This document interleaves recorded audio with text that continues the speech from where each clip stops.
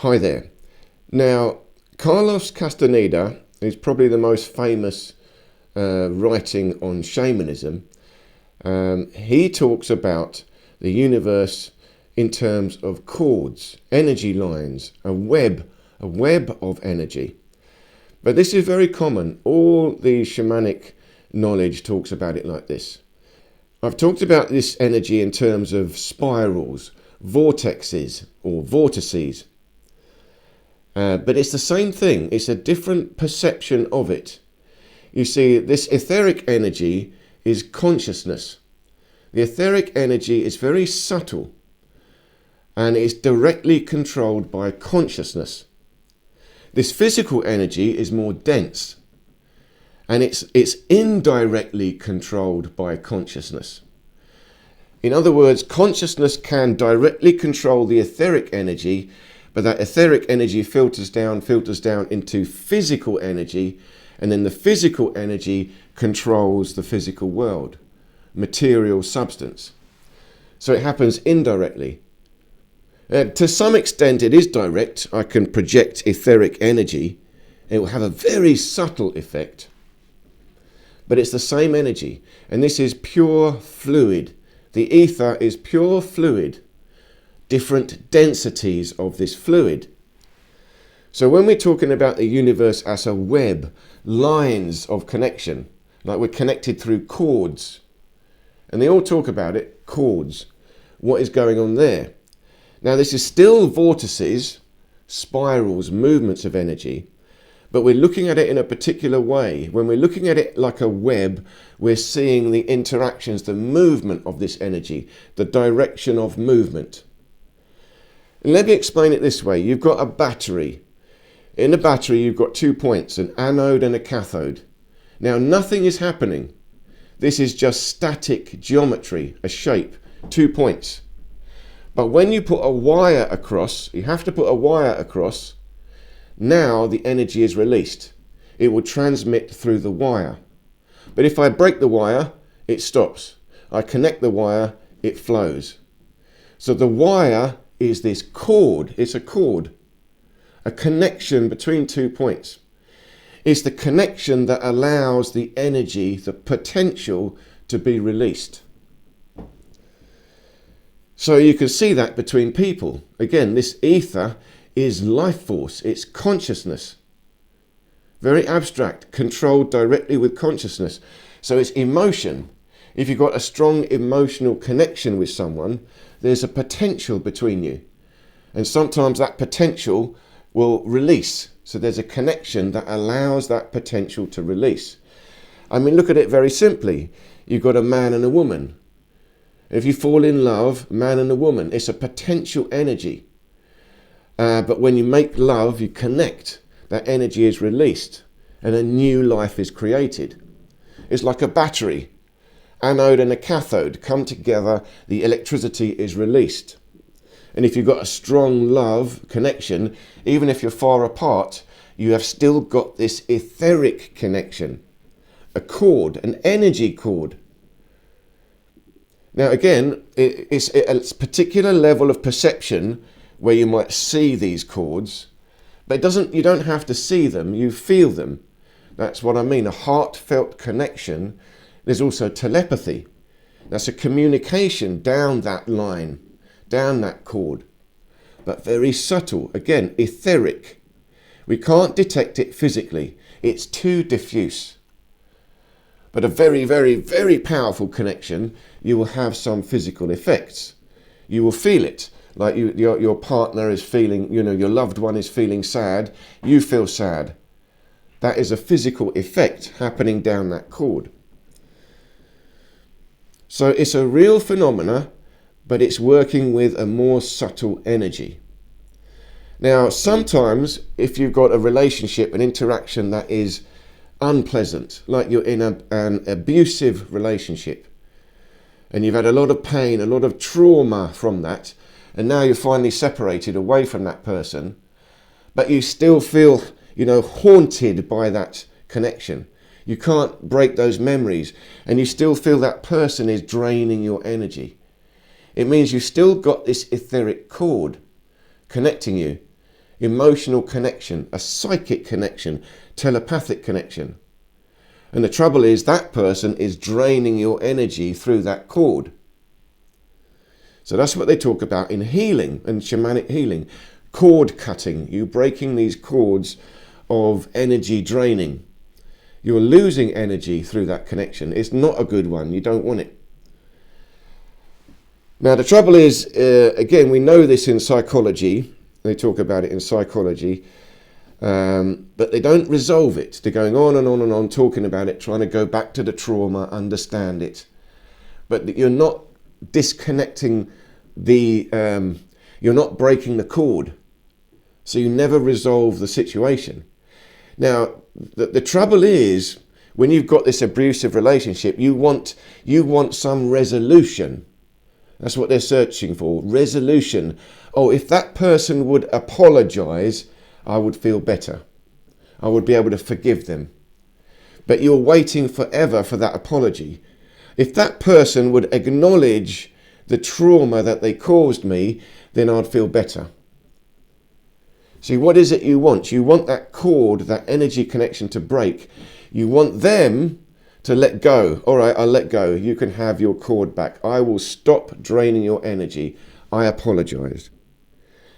But most of these people will never apologize. If you know narcissism, a narcissist creates this abusive relationship, they will never apologize. So you will never get that resolution unless you know the shamanic work, the energy work. Because a cord, you've got this energy connection between you. But a cord, remember, it's a wire connecting 2 points. I can disconnect a wire at this end, it will break. Or I can disconnect the wire at this end and it will break. So they've got a wire connected, they're never going to disconnect it. Yeah, I don't care. I disconnect my end. So now they've got a cord, they've still got this cord, but it will never find you. It's like they're looking for you. Where's my energy? You can't get it anymore. I've cut the cord. So now this cord is off somewhere. It can never find you. Remember, you see, this etheric energy is very subtle. It's under the direct control of consciousness. I control it with my mind. If I choose to cut that cord, it will be cut. They can do nothing about it. If I sit here patiently waiting for them to cut theirs, oh please, would you let go? Would you please apologize to me? You're never going to apologize. So you've still got the cord. You're actually reaching down that cord, trying to get your energy back. It will never happen. You have to cut it. But you see, it doesn't matter about that energy. You cut all these negative cords, but the good ones, the real loved ones, yeah, you like those. You strengthen those cords. Because if your loved one passes away, they've gone into the etheric realm. Perhaps they're in their etheric body, or they've gone into spirit. They're more diffuse. But that energy, that metaphysics of their soul is still there. The cord connecting you will still be there. And you don't want to break that one. That one I want strong. So that means if my loved one passes away, or if I pass away, we will still have a strong cord, and we will still be able to connect through the etheric energy. Again, this allows you to transcend life and death to a degree. I mean, again, you're going to be sad because physically you cannot hug them anymore, but in your deep soul meditation, they are with you. So this is the power of the cords, and it's a web. Everyone is connected. We're all connected through these lines of energy. And the trick is to increase our individual personal power. That's what the shamanic practice is all about. Strengthening your soul. It's the same as what I call Jedi training. The Jedi is a shaman, but an intergalactic shaman. And these cords, these energy cords, do go off into the universe. We are connected to the aliens. Not really aliens. We're all the same. Consciousness. but different consciousness. We've got different family members. Some of them are out there and some of them are local around here. But it's connected through this web of energy. And if we've got good ones, we can draw energy in. And it's not that you're taking energy, it's love. Love will just come to you. It will be given to you. And if you've got bad ones, you'll feel it. Your energy is being drained. It's being sucked away. Someone is taking it. That's the dark side of the force. Now those cords, we cut them. No, I don't want those. They will weaken you, drain you away. They're stealing your soul energy. And that's how the control mechanism works on this earth. You've got a lot of corruption going on, but this corruption is actually very clever. Again, we're looking at our politicians and we think our politicians are stupid. How are they so stupid, doing these terrible, evil things, but they're so stupid? Yeah, they're not stupid. The people behind this, very clever. They know about energy. They're playing energy games. You see, even us thinking they are stupid is part of the game. It engages our soul. It makes us emotional, frustrated. They're trying to make us frustrated. But that is an energy game.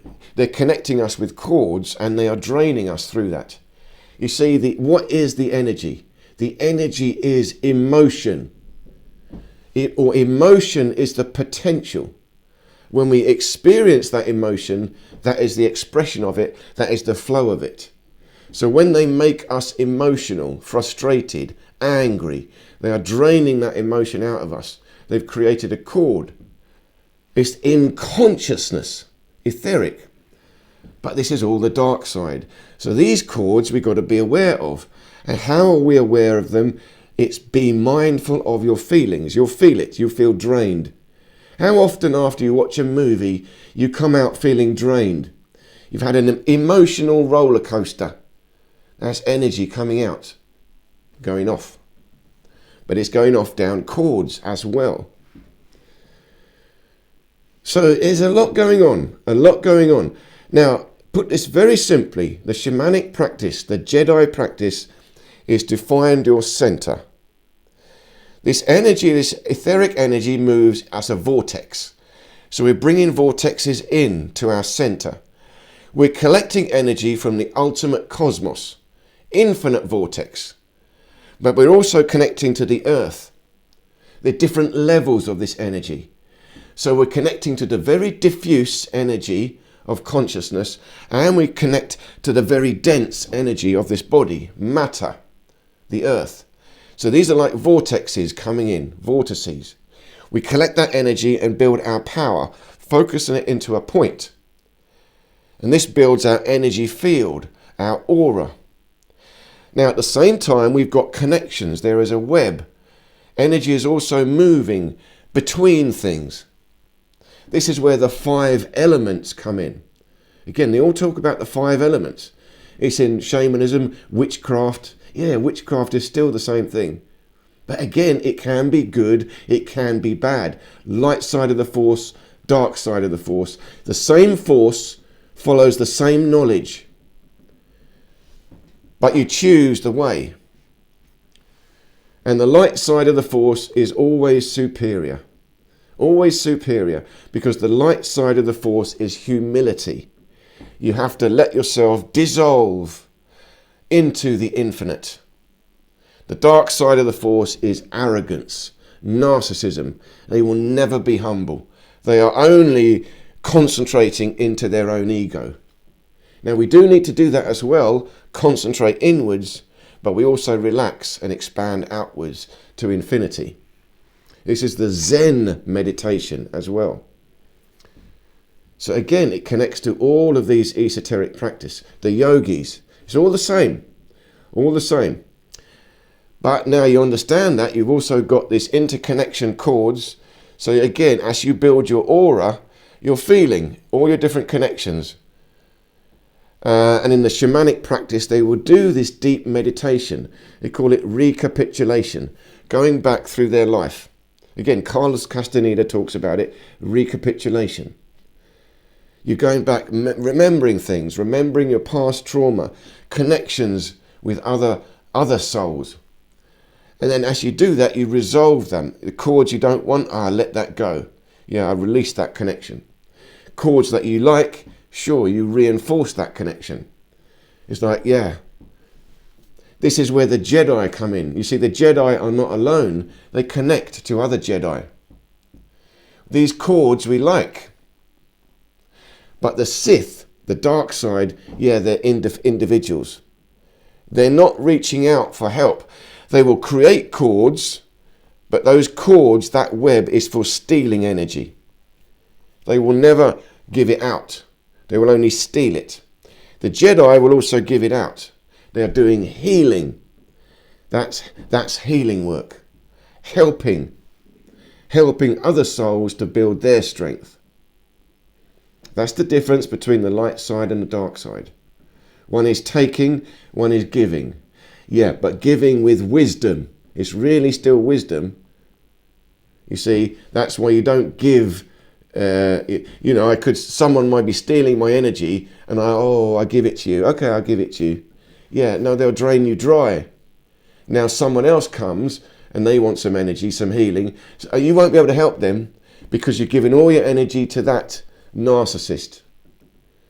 So a true Jedi, they've got to know when to fight. No, you've had enough. No more for you. Someone else needs it. So this is the wisdom that we need. But this is the way we can think of it. This energy is pure fluid. This pure fluid moves like a vortex. And it has different densities. The softer, more subtle density is consciousness. But I can control that. And that becomes denser and denser into my body. But I still can control my body. So I have mastery of all the different densities. Then I can build my power, build my soul power, and then I can connect to people that I love. I can help. And I can disconnect from the people that are draining me, taking my energy, stealing it. And I can help other people to disconnect.